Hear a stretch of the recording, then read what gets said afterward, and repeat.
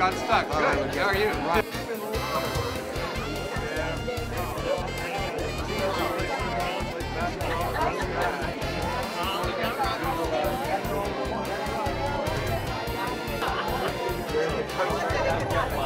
Yes, sir.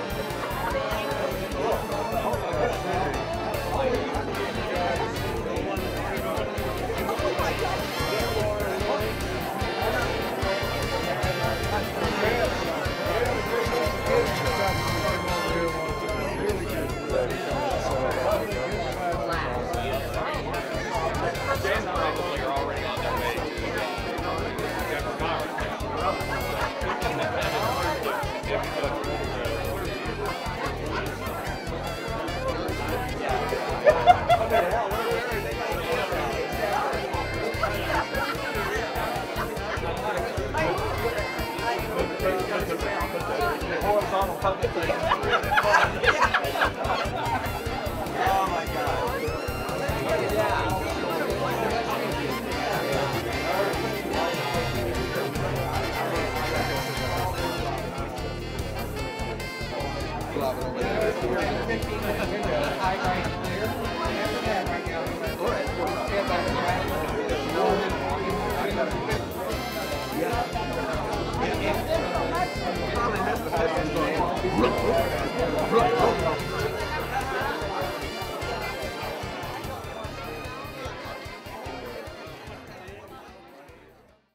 Of the Division of Performing Arts at Southwestern College, and it is a pleasure to welcome you to the Southwestern College Fine Arts Hall of Fame. Jerry D. Thomas, graduate of 1981, graduated from Southwestern College with a business degree, but became a full-time artist in 1986. The wildlife trails and history of the West are important inspirations for his artwork, and his attention to detail and endless research have become a hallmark of his realistic images. He has twice designed the Kansas Wildlife Habitat Award and has been named Kansas Wildlife Artist of the Year twice. Thomas has dedicated himself to the preservation of our natural and historic heritage and has generated funding for habitat restoration in the US, Mexico, and Canada. The newly established Western Vistas Historic Byway features his designs along its 102-mile historic route.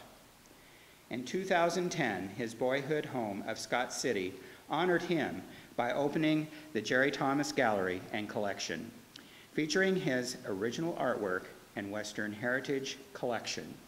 And you probably took advantage of seeing some of his artwork in the hall in the President's Gallery earlier, or you can after the ceremony as well. We welcome Jerry.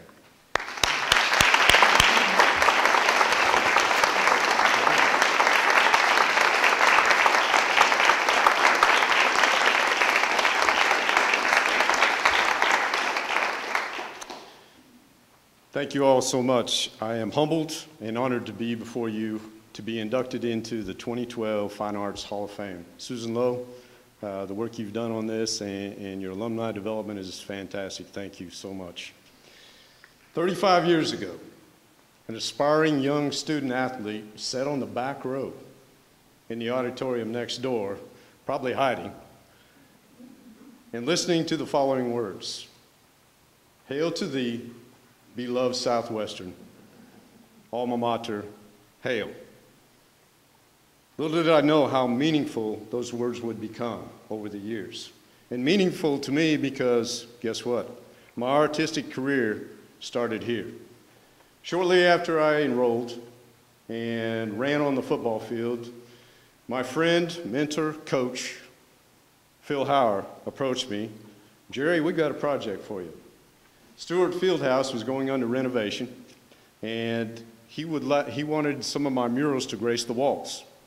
You can't tell Coach no.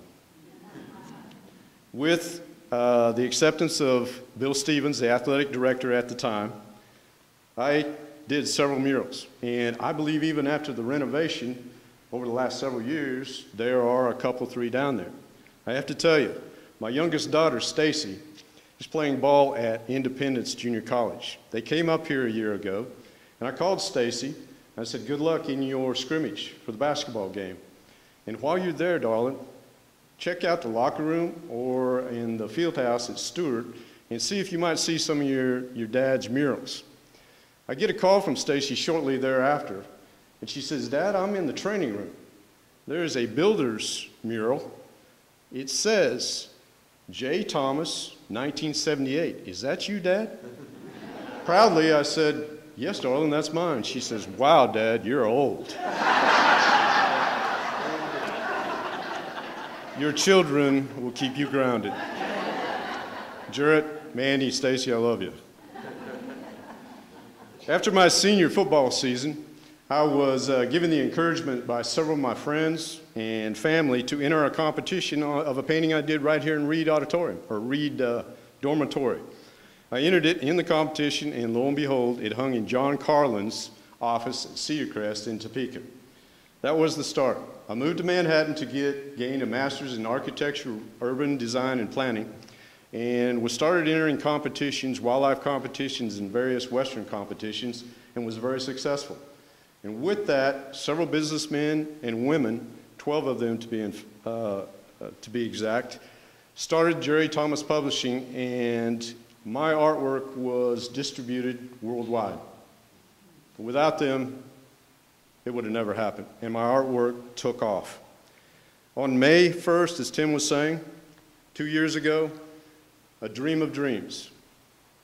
Scott City, my boyhood home, and the state of Kansas funded a 5,000 square foot state-of-the-art gallery to house my original artwork in my premier Western heritage collection forever. It all would have never happened without Southwestern College, the people I have met, the friendships forged that catapulted my career to what it is today. I want to thank a few of you. Coach Phil Howard. Coach and my father are two of the bravest men I know. Courageous. They have went through life's illnesses and have conquered them. Coach, you have given me so much to go for. Dad, I love you. Governor Mike Hayden has inspired me since I was a young artist. Folks, it's the people you meet and the friendships you forge. Mike, as governor, as the Department of Interior Assistant Secretary, and now with the Missouri River and Tribal Lands Authority, has taken my art worldwide. I thank him greatly. Very dear friend. Bill Graves, Governor, Governor Sam Brownback, Marv McCown with the Chamber of Commerce for Butler County, exposed my artwork for the last 20 years with the governor's one-shot turkey hunt, which I celebrated this final week with the painting for Governor Sam Brownback.